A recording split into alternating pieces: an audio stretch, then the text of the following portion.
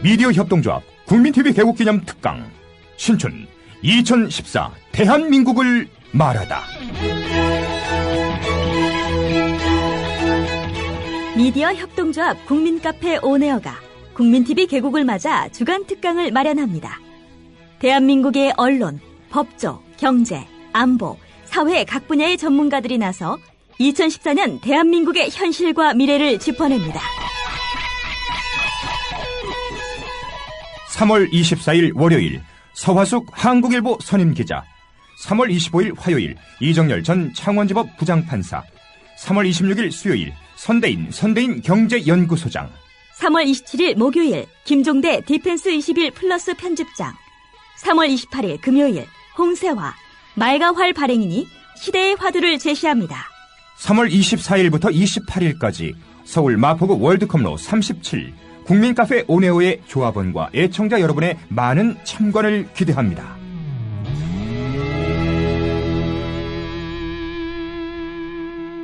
(3월 27일) 목요일까지는 저녁 7시 반, (3월 28일) 금요일 홍세화 발행인 강연만 오후 5시에 시작됩니다.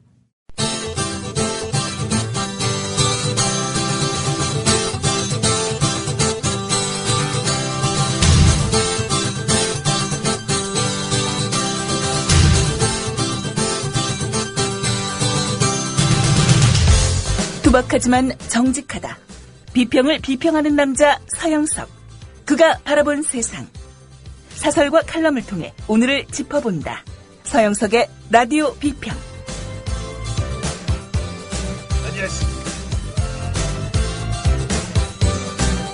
안녕하십니까.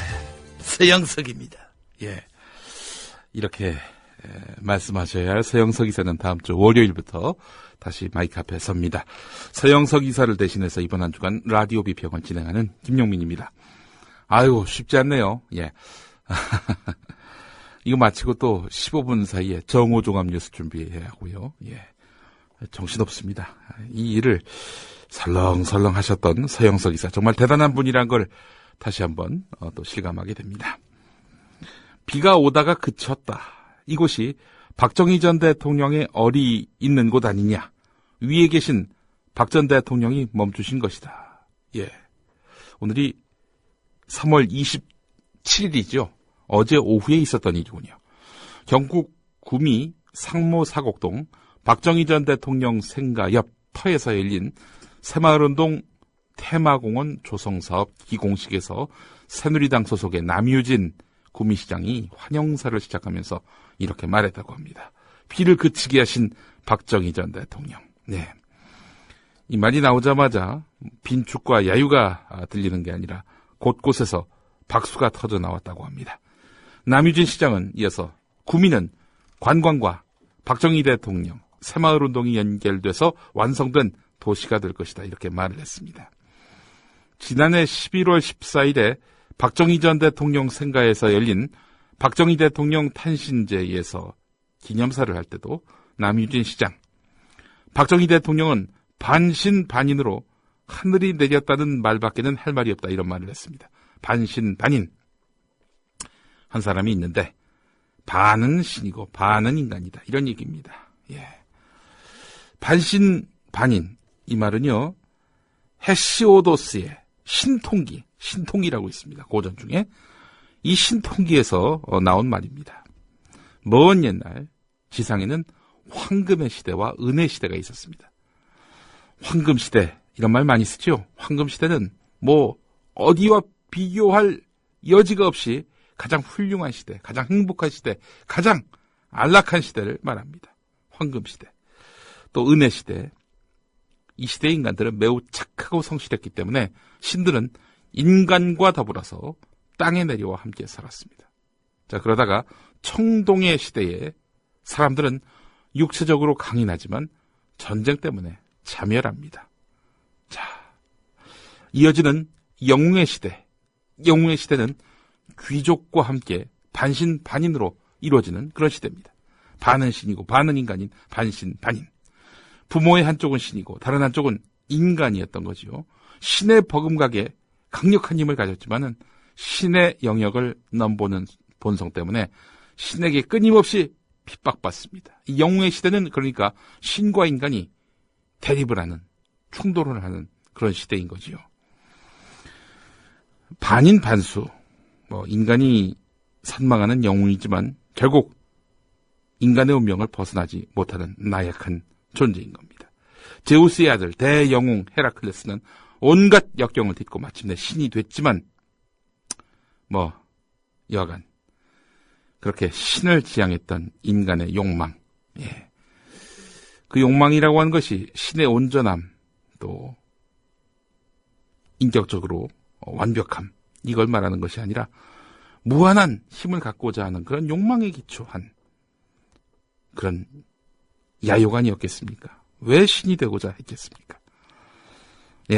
구미에서 박정희는 그렇게 신이 됐습니다. 반신반인이니 정말 이런 말로 추앙을 받고 있는 박정희입니다. 반신반인. 박정희가 반신반인이라면 박근혜는 뭔가요? 박정희가 반은 신이란 얘기니, 반신인 그런 아버지로부터 나온 박근혜는 반의 반신인가요? 하여간 이 신동기를 읽다 보면은 그 역설이 또 주목됩니다. 세월이 지나서 철의 시대가 오면서 인간은 매우 부도덕해졌습니다.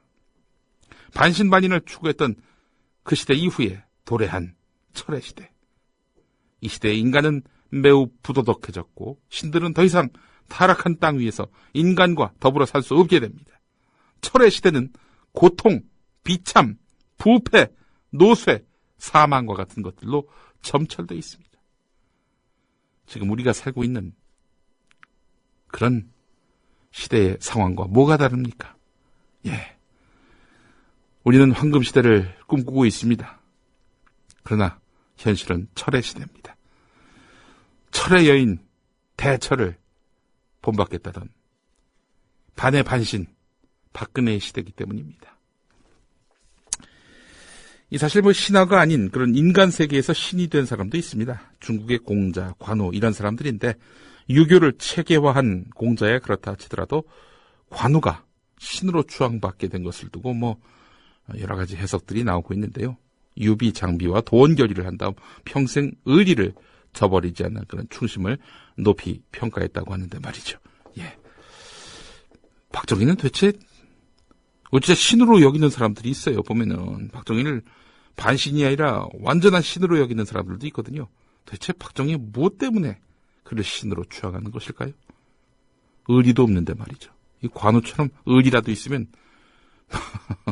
그럴 수도 있겠다 싶을 텐데 말이죠. 남로당 문제 때문에 그렇게 감옥에 가고 끝끝내 본인은 동지를 다 불고 쫓겨난 동지를 다 불고 본인은 살았던 거 아니겠습니까? 남로당의 정당성 이걸 얘기하려는 것이 아닙니다. 이게 지금 보면은 이 이념을 다 떠나서 말이죠. 의리가 없는 거죠. 이 박정희 본인만 살라고 이런 사람을 신으로 여기는 분들 도대체 무슨 사고와 무슨 논리적 기반 속에서 그를 신운운하고 있는 건지 답답하기 이를 데 없습니다.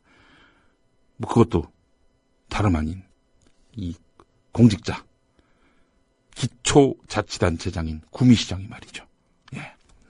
박정희 전 대통령이 세상을 떠난 지 35년이 지났지만은 구미는 선거가 다가오거나 매년 박정희 탄신제 추도식이 열릴 때마다 박 전 대통령 추앙하기에 그야말로 목불인견입니다. 포항시장을 지낸 박승호 새누리당 경북도지사 예비후보가 지난 9일에 박정희 전 대통령이 태어난 구미시를 박정희시로 이름을 바꾸자 이렇게 제안을 했지요. 또 지난 18일에 김수민이란 이름의 그 구미시 의원은 재선에 도전해서 당선되면은 박정희 체육관의 이름을 구미시민체육관으로 바꾸겠다 이렇게 말을 했습니다. 이분은 좀 정신이 제대로 박힌 분 같군요. 자, 이런 말이 나오자 그 박승호 예비후보는 구미역을 박정희역으로 이름을 바꾸자 또 이렇게 제안을 했습니다. 박정희 전 대통령을 사랑하는 취지인지 이용하는 취지인지 알 수는 없습니다. 사랑하고 또 이용하는 것일 수도 있겠고요. 자, 이 공직을 추구하는 분들 중에 박정희를 반신반인으로 여기는 분들 그 공직 그만두시고요. 차라리 정희교를 창시하시기 바랍니다. 정희교. 박정희교라고 해야 되겠네요. 이정희를 그렇게 싫어하니 말입니다. 라디오 비평 시작하겠습니다. 함께하고 계신 방송은 정치평론가 서영석 미디어 협동조합 이사가 진행하는 라디오 비평입니다. 지상철 조합원 신청 광고입니다. 강화대교 앞에서 개념 부부가 만드는 개념 곰탕, 연지연 곰탕. 연지연이란 가마솥의 장작불로 온종일 구워내는 곰탕을 서로 나누어 이어지는 인연이란 뜻입니다. 연지연 곰탕이 민주주의를 열망하는 조합원 여러분과 국민의 건강을 책임지겠습니다. 곰탕 포장 판매는 한 팩 800g에 7,000원이며 7팩 이상은 무료 배송으로 드립니다. 연지연 곰탕은 강화대교 입구에 위치해 있습니다. 단체 주문 예약 및 포장 주문 전화번호는 010-7252-1114, 010-7252-1114, 031-989-9968. 조합원 단체 예약은 10% 할인해드립니다.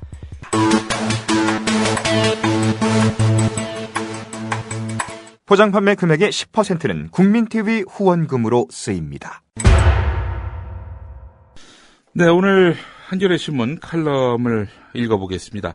정석구 편집인의 칼럼, 용기 있는 조선일보에 바란다. 살펴보겠습니다. 조선일보가 최동욱 검찰총장 혼외 아들 보도로 한국신문협회가 주는 2014년 한국신문상을 받게 됐다. 축하할 일이다. 문창극 한국신문상 심사위원장은 언론이 권력자의 탈선된 사생활을 보도하려 할 때 필요한 덕목은 무엇보다 용기라며 조선일보 편집국은 그런 용기를 보여줬다고 수상작 선정 이유를 밝혔다. 용기 있는 조선일보에 박수를 보낸다. 조선일보의 최동욱 검찰총장 혼외 아들 의혹 보도가 한국신문협회가 주는 2014년 한국신문상 수상작으로 선정이 됐습니다. 조선일보는 그래서 어제자에 이 사실을 대서특필했는데요. 자, 공익을 위해서 감춰진 진실을 찾아내서 널리 알리는 거, 이건 뭐 신문이 당연히 해야 할 일이죠.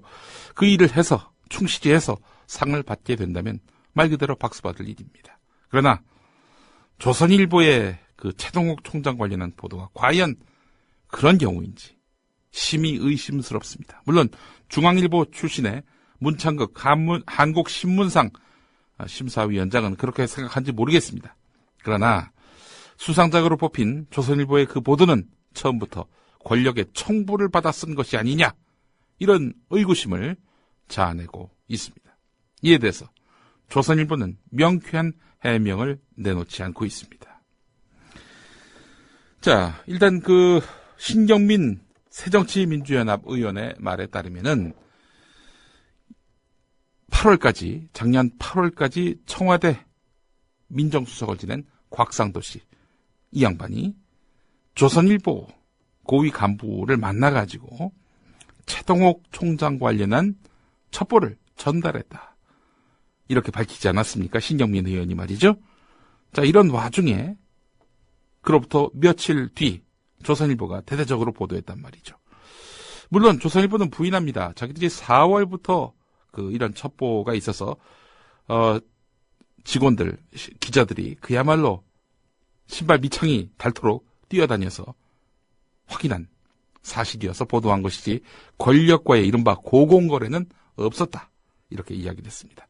높은 사람끼리 정보 거래하는 거, 이걸 고공전이라고 표현하는데 고공전은 없었다, 이렇게 이야기했습니다.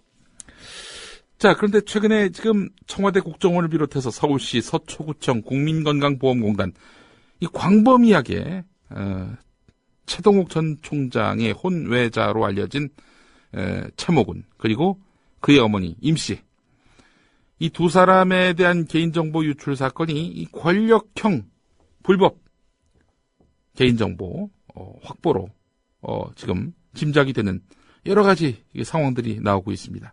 그래서 검찰 수사가 진행되고 있는데요.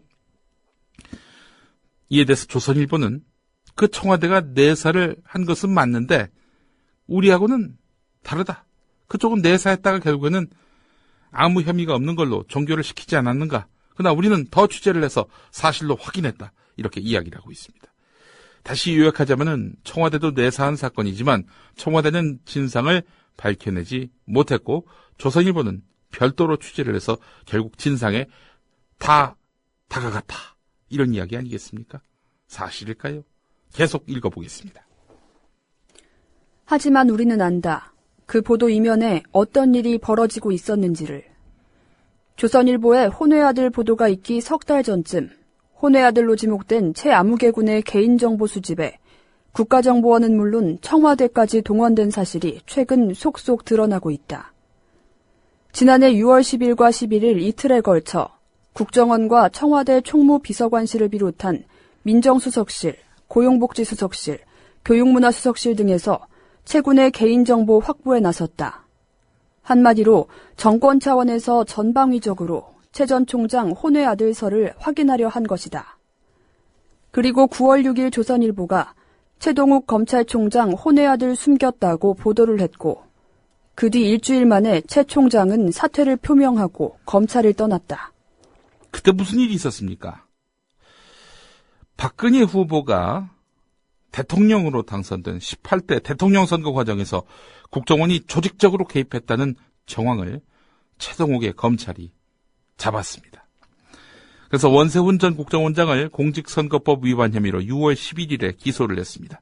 원세훈 국정원장, 그때는 현직이 아니었습니다만은, 대선 때 국정원장인 원세훈 씨의 유죄가 확정되면 지난 대선은 국가기관이 개입한 부정선거였음이 확인되고 박근혜 대통령의 그 정통성은 심각하게 훼손될 수밖에 없는 상황이었습니다. 정권 차원에서 볼 때 최동욱 총장은 그대로 둘 수 없었던 눈엣 가시였던 셈이죠. 조선일보 보도로 최동욱 총장은 부두덕한 권력자로 낙인 찍힌 채 옷을 벗었습니다. 조선일보는 지난해 9월에 최동욱 전 총장 혼외아들 의혹 관련한 첫 보도를 하면서 최동욱 검찰총장 혼외아들 숨겼다 이렇게 단정적으로 보도했습니다. 당사자에게 치명적인 타격을 줄 수 있는 사안임에도 불구하고 최동욱 전 총장에게 사실 확인 절차를 거치지 않았습니다. 자, 그렇다면은 이 같은 의혹이 제기됐다. 이와 관련해서 최 전 총장의 의견을 듣기 위해 전화를 했으나 전화를 받지 않았다. 이렇게 기사를 써야 마땅한데 말이죠. 확인됐다. 이렇게 단정했단 말이죠. 확인을 하려면 두 가지 절차를 거쳐야 됩니다. 일단 본인에게 물어봐야 하는 거고요. 그래서 본인이 시인한다. 그러면은 확인됐다라고 말할 수 있는 거죠. 자, 그 절차 없었고요. 그렇다면은 최동욱 총장 이 DNA 검사 이거를 해야 되는 거 아닙니까? 그래야 친자인지 아닌지 어떻게 알아요? 그걸 해봐야 알죠. 근데 그거 자기들이 할 영역이 아닙니다. 그렇다면은 뭡니까? 확인됐다라는 말 자체가 이거는 굉장히 과장된 수사다. 이렇게 볼 수밖에 없는 겁니다. 자, 그것도 그렇지만요. 혼외아들 문제는 사실 여부를 떠나서 보도에 신중을 기해야 합니다. 왜냐? 사생활의 영역이기 때문이죠. 이 기사가 나오는 과정 속에서 혼외아들로 지목된 최모군 또 그 어머니 임모 씨의 인권은 없었습니다. 이 언론이 할 일입니까? 또 게다가 시점이 참 묘합니다. 청와대 최동욱 전 총장 뒷조사가 조선일보에 첫 보도가 나가기 2달 전에 이루어진 점에서 비춰본다면은 권력 감시에 대한 용기가 아니라 이 언론과 권력의 유착을 보여주는 사건이 될 가능성도 다분합니다. 한마디로 아직 출처와 관련해서 옥석이 명확하게 가려지지 않은 미완의 보도다. 이렇게 말할 수 있는 겁니다. 자, 그럼에도 불구하고 조선일보는 수상작으로 뽑힌 보도가 정부와 권력에 대한 감시, 비판을 용기 있게 밀어붙인 언론의 본령을, 언론이 해야 할 사명을 일깨워준 보도라는 평가를 받았다. 이렇게 자화자찬을 했습니다. 계속 읽어보겠습니다. 그처럼 권력자의 탈선된 사생활을 용기 있게 보도했던 조선일보가 최 전 총장보다는 훨씬 막강한 권력자들에 대해서는 어떤 태도를 보였을까? 국정원 대선 개입 사건이 본격적으로 불거지기 시작한 지난해 4월 24일, 조선일보는 이례적으로 기명 칼럼을 일면에 배치하며 노골적으로 국정원을 감쌌다. 이 칼럼은 국정원 김 씨는 대선 전 4개월간 댓글 120개를 달았다. 하루 평균 1개꼴로 한두 줄짜리 짤막한 댓글을 올린 것이다라며 국정원의 대선 개입 사실을 애써 축소했다. 그 이후 대선 관련 국정원의 트윗 글이 100만 개가 넘어서는 등 눈덩이처럼 불어났지만 이에 대한 조선일보의 보도 자세는 여전히 소극적이다. 최 전 총장의 혼외 아들이야 한 권력자의 개인적인 탈선이지만 무소불위의 권력기관인 국정원의 대선 개입은 차원이 다른 사안이다. 더욱이 현 정권은 최 전 총장을 비롯한 국정원 대선 개입 수사팀을 사실상 해체하는 등 18대 대선 부정수사와 재판 자체를 방해하고 있다. 한마디로 민주주의의 근간을 뒤흔드는 국헌문란 범죄 행위다. 그런데도 권력자의 탈선된 사생활은 과감하게 보도했던 조선일보의 그 용기는 어디로 갔는지 잘 보이지 않는다. 한겨레 신문이 독자적인 취재를 통해서 만약에 최동욱 전 총장의 혼외 아들을 확인했더라면 어떻게 했을까? 정석구 편집인은 이런 자문을 해봅니다. 한겨레가 만약에 조선일보 같은 특종을 얻게 됐다. 어떻게 보도할 것인가? 최동욱 전 총장이 18대 대통령 선거 부정이라는 국기문란 사건을 수사하고 있다는 사실만으로 권력자의 탈선에 눈 감고 가지는 않았을 것이다. 그러니까 지금 국면상 보면은 야당에게 유리하게 그 국면을 이끌어가는 검찰의 수장, 이 사람 비리가 있더라도 눈 감고 가자. 이렇게 한겨레가 나올 리는 없을 것이다. 라고 이렇게 정석구 편집인은 말합니다.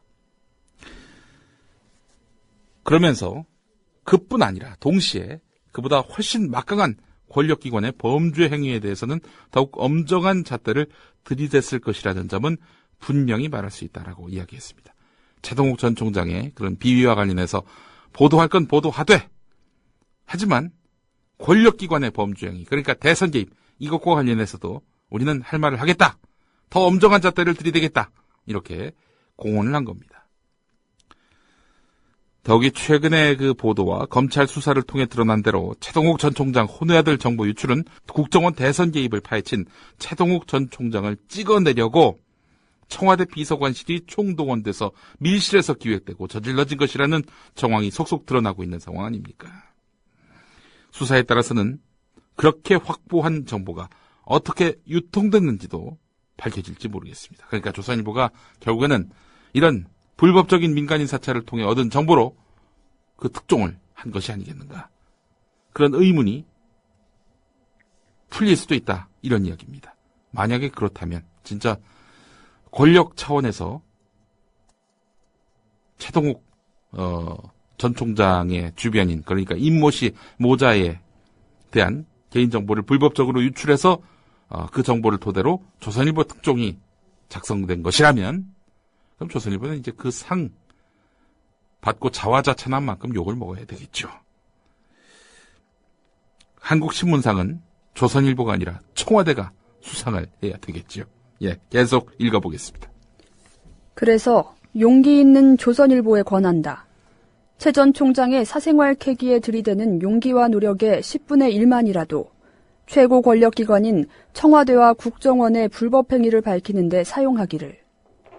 만약 그렇지 않다면 혼외 아들 보도는 권력자의 탈선에 대한 용기 있는 비판이 아니라 살아있는 권력의 의도를 충실히 수행한 청부 보도로 해석될 수밖에 없다. 영향력 1위 신문이라고 자부하는 조선일보가 국가 권력이 잘못된 길을 가지 않도록, 그리고 대한민국의 민주주의가 바로 설 수 있도록 진정한 용기를 발휘하길 진심으로 바란다. 예, 참 품위 있게 쓴 거죠. 정석구 편집인.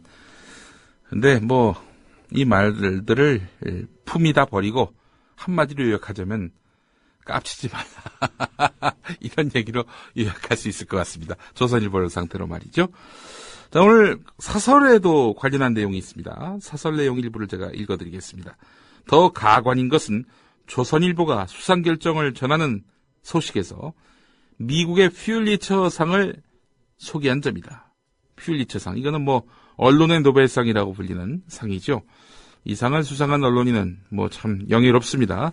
언론인으로서 일생 참 가치 있었다라는 평가를 받는 것인데요. 이번 수상이 퓰리처상에 견줄 만한 가치가 있다는 뜻인지는 모르겠지만 조선일보의 견강부회도 이만저만이 아니다. 조선일보의 최동욱 전 총장 관련 보도는 인권보호와 권력감시라는 언론윤리와 거리가 멀다. 저널리즘의 정도에 어긋나는 이런 보도에 상을 주기로 결정한 심사위원회에도 유감을 표하지 않을 수 없다. 잘못된 수상 결정은 심사위원들에게만 욕이 되는 것이 아니라 전체 언론의 신뢰를 갉아먹는다. 참으로 지당한 말씀입니다. 네, 검찰총장 권력자지요. 상당한 지위에 해당하는 그런 인물이기도 하고요. 하지만 그 사람의 직무와 무관한 사생활, 이걸 폭로해서 받게 된 상을 이 퓰리처상에 비유한 점, 참 이건 어처구니가 없습니다. 캐야 할 더 큰 그런 의혹들, 진실을 규명해야 될 더 큰 과제들, 이런 것들에는 눈 감고 결국 결과적으로 살아있는 권력에게 도움이 될 만한 숙정 대상인 검찰총장 사생활 캐기에 혈안이 됐고, 또 그렇게 해서 결국 찍어내는데 혁혁한 공을 세운 조선일보가 상까지 받았으니 얼마나 많은 사람들이 기가 막혀 하겠습니까? 더불어 행복한 세상, 너와 나의 꿈이 눈앞에. 국민TV. 저희 라디오 스튜디오에 표준시 시계가 들어왔습니다. 위성하고 연결된 시계. 예. 뒤에 보이는 거 있죠? 위성하고 연결된 표준시입니다. 11시 30분 됐습니다. 11시 29분 됐습니다. 예. 예. 이거 쓸데없는 얘기를 왜 하느냐면요. 이게 조합원 여러분들께서 보내주신 이런 귀한 출자금으로 저희가 의미 있고 가치 있는데 소비했다. 이런 것들을 말씀드리기 위해서입니다. 네. 국민TV가 이제 4월 1일 개국하게 되면 저희가 이제 매월 조합비를 받죠. 조합원 한 분당 10,000원씩 이렇게 이제 받기로 조합원 여러분들이 결정을 해주셔가지고 저희가 이렇게 시행에 옮길 예정입니다. 4월 1일부터 CMS를 통해서 이렇게 매달 조합비 납입을 하시겠다는 분들 또 모집을 할 예정입니다. 2만 지금 3,000명에 다다르고 있는데 우리 조합원 모두가 이렇게 참여를 해주신다면은 국민TV 한 달 운영하는데 어려움이 없고요. 또 더 나은 방송, 더 나은 뉴스를 제작하는데 큰 힘이 될 것입니다. 방송만 듣지 마시고 조합원으로 가입하셔서 미디어 협동조합의 주역이 되주십시오. 제가 봤을 때 지금 이 시대에 가장 유효한 민주주의 지키기 운동 방법은 바로 미디어 협동조합의 조합원으로 참여하시는 것입니다. 그냥 이름만 걸어놓는 것이 아니라 조합원으로서 활발한 활동을 해주시는 여러 조합원들 너무나 보기 좋습니다. 자, 국민TV 건설에 동역할 미디어 협동조합 조합원 가입 방법 알려드리면 국민.tv로 들어오셔서 상단에 조합원 가입 신청을 클릭하시면 됩니다. 인터넷 사용 불편하신 분들은요. 미디어 협동조합 사무국 서울전화 3144-7737 3144-0933번 여기로 전화를 하시면 되겠습니다. 어제도 이렇게 많은 분들이 또 동참을 해주셨고요. 오늘은 지금 몇 분인가요? 조합원 참여하신 분들이 인터넷이 지금 빠르지 않아가지고 잠시 제가 좀 기다리고 있는 중인데 하여튼 22,900명 선을 넘었어요. 이제 오늘 아니면 내일 23,000명에 다다를 것으로 보입니다. 3만, 4만, 5만 한 100만쯤 되면은 우리 박근혜 대통령이 우리 창립기념식 때 오셔가지고 축사를 하실 그런 정도로 미디어 협동조합이 커지지 않겠는가 하는 생각을 또 해보게 됩니다. 박근혜 대통령 축사 들으려고 협동조합 잘 만들어보자 이런 취지가 아니란 건 잘 아시죠? 예, 그만큼 우리의 뉴스가 힘을 얻는 것, 그것이 바로 조합의 미래를 밝게 설계할 수 있는 그런 힘이 되겠죠. 어제도 그제도 계속 우리 이 TV 뉴스 제작팀이 열심히 취재하고 날마다 리허설을 하고 있거든요. 예, 4월 1일 밤 9시 기대해 주시기 바랍니다. 국민 라디오를 통해서는 라디오로 이렇게 수중계가 됩니다. 예. 자, 이 조합원 신청 광고가 있습니다. 어느 조합원 신청 광고로 이렇게 직접 쓰신 소설 닭공주 이야기 소개해 드리고 있는데요. 3월 27일 광고분입니다. 어제 내용은 대학생들이 민주화 운동의 구심점이기 때문에 대학생들의 민주화 운동을 막는다까지였는데요. 이어지는 내용입니다. 맞나요? 3월 27일 오늘 친일 매국 세력은 이거 어제 읽은 것 같은데 예 가만히 있자. 내가 뭘 빼먹었나? 가만히 있자. 아니에요. 이거 어제 읽은 건데 이거 3월 27일 어떻게 된 거지? 하여튼 3월 27일로 돼 있기 때문에 제가 한 번 더 읽겠습니다.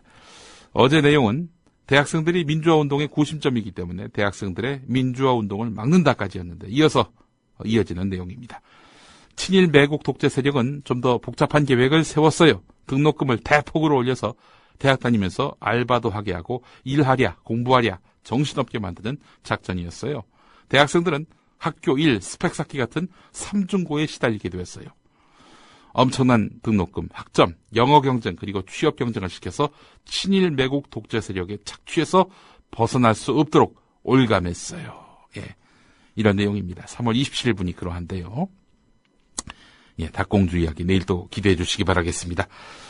어떤 분인지는 모르겠지만 참 재미있는 광고를 저희에게 또 안겨주셨습니다. 고맙습니다. 미디어 협동조 국민TV 또 국민라디오를 통해서 광고하기 원하시는 분들은요. 국민TV는 아니고요. 국민라디오를 통해서 광고하기 원하시는 분은 저희 국민TV로 전화 주시기 바라겠습니다. 3144-7737, 3144-0933번입니다. 서울 전화입니다. 예. 자, 계속해서 다음 칼럼 이어보도록 하겠습니다. 정동에서라는 칼럼 제목인데요. 경향신문 칼럼입니다. 박내용 경향신문 정치 에디터 겸 정치부장의 글입니다. 모범생의 길, 정치인의 길. 여기서 모범생은 누구일까요? 칼럼에서 확인해 보시죠. 모범생은 친구랑 싸우지 않는다. 숙제가 있으면 놀지 않는다. 날라리들과도 어울리지 않는다.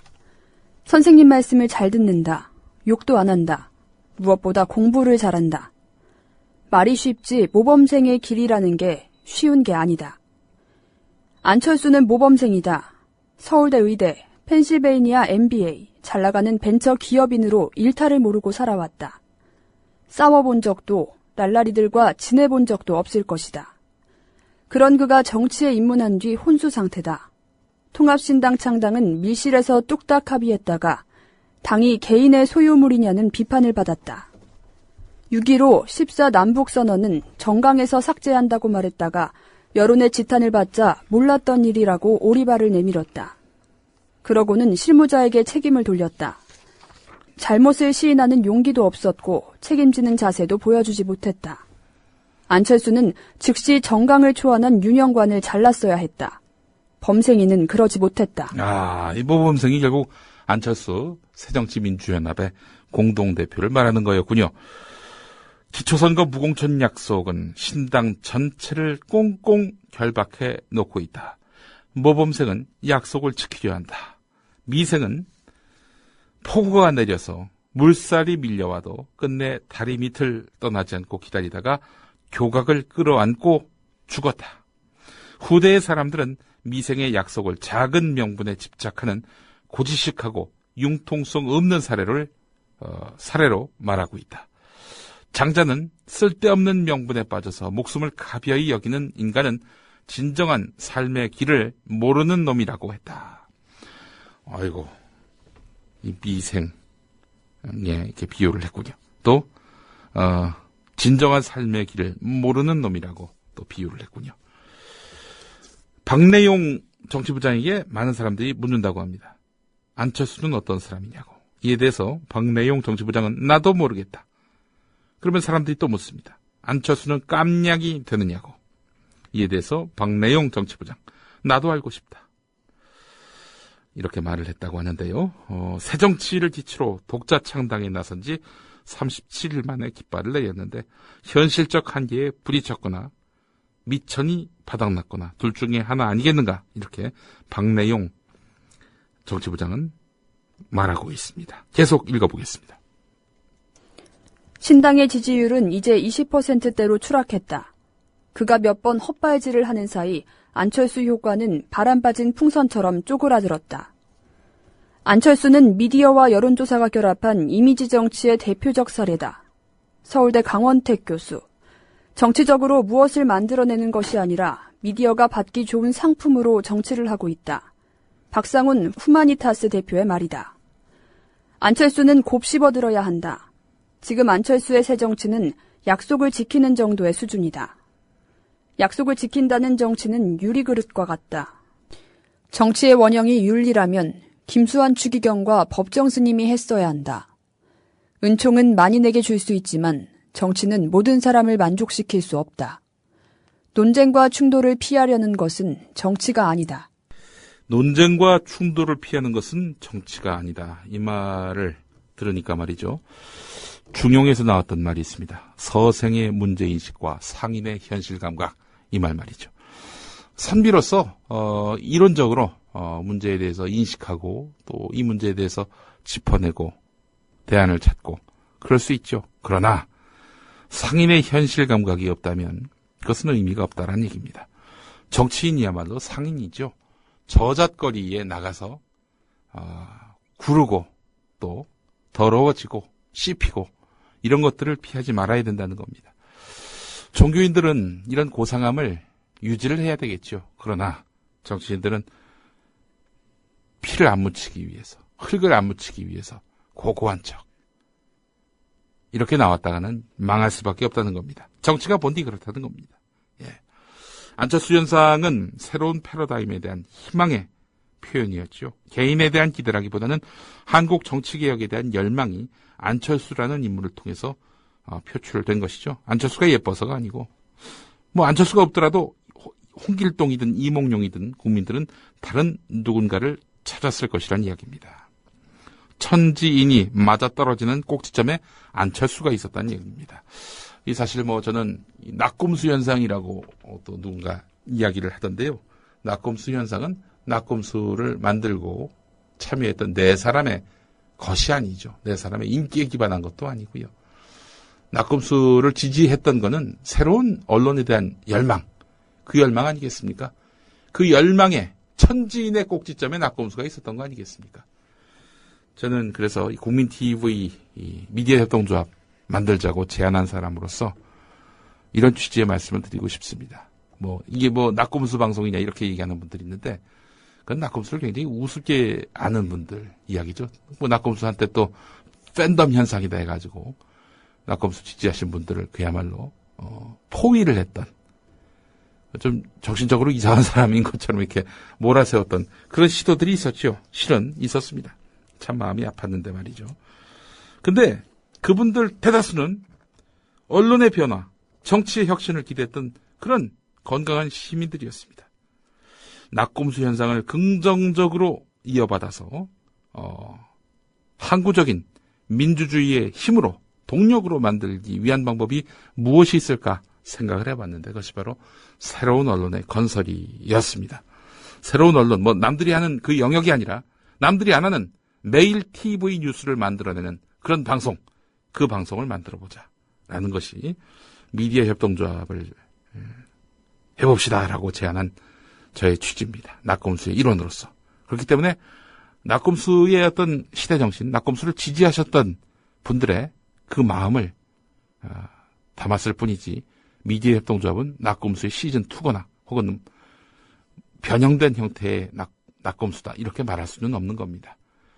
시민의 열망, 민주주의의 어떤 그 미래를 만들기 위한 조직된 힘, 그 힘의 연장선에서 출현한 그런 언론운동이 바로 미디어 협동조합이라고 저는 생각합니다. 그런 의미에서 본다면은 안철수 의원 역시, 안철수 공동대표 역시 본인에게 쏠렸던 기대, 안철수 현상으로 불리는 그 기대를 안철수 개인에 대한 지지로 생각하지 말고 정치 변혁에, 정치 혁신의 새로운 대안으로 그렇게 여기고 그 열망에 부응할 수 있는 행동 반경을 만들고 또 실천을 해야 된다는 것이죠. 그런데 안철수 정치인 민낯의 안철수는 실망스럽게 그지없다라는 것이 바로 박내용 정치부장의 이야기입니다. 들어보시겠습니다. 또 계속. 통합신당은 그 가치를 새정치에서 찾고 있다. 1987년 민주화 이후 정당의 평균 존속 기간은 44개월이었다. 창당 때마다 새 정치를 내세우지 않는 정당이 없다. 너도 나도 100년 정당을 호언했지만 포말처럼 사라졌다. 중요한 것은 어떤 새 정치냐다. 하늘 아래의 땅 위에 새로운 것은 없다. 스티브 잡스가 아이폰을 만들듯 정치판에 이제까지 없던 발명품을 내놓을 순 없다. 정치인 안철수는 바람이 빠졌어도 안철수 현상은 여전히 유효하다. 지난 대선 때 안철수 현상은 상식과 정의, 공유를 대표하는 상징이었다. 예, 상식과 정의, 공유. 예. 이 상징에 부합할 만한 행동으로 정치 혁신의 모델을 보여준다면 안철수는 다시 안철수 현상의 주인이 될 수 있다. 이런 이야기입니다. 어제 130석의 통합신당이 출범을 했습니다. 신당이 이제 보여줘야 합니다. 별다른 것을 새로 하라는 것이 아니라 국민들이 기성정치권에서 눈을 돌렸던 이유, 거기서 새 정치의 길을 찾아야 한다는 것이죠. 대선 때 국민들이 안철수에게 기대했던 것들입니다. 국민이 열방했던 것, 기존에 하려던 것, 하려다 못한 것을 하면 된다는 것이요. 반박근혜, 반새누리당, 반문재인, 반친노, 이걸로는 안 된다는 거지요. 예. 최근에 진보 언론의 논조를 보면은 지금 안철수가 신주 딴지처럼 여기는 기초공천 폐지, 이것과 관련해서 상당히 비관적으로 보고 있습니다. 나아가서 안철수의 아집이라고까지 보고 있습니다. 박래용 정치부장의 글은 이렇게 맺어집니다. 모범생의 삶은 끝났다. 꽃가마에 앉아 신발에 흙 한 점 묻히지 않고 정치를 하는 건 불가능하다. 기대해서도 안 된다. 그것이 현실이다. 정치인은 현실을 본다. 권력은 쟁취하는 것이고 선거는 이겨야 한다. 안철수의 맹성을 바란다. 예, 내일 뵙겠습니다.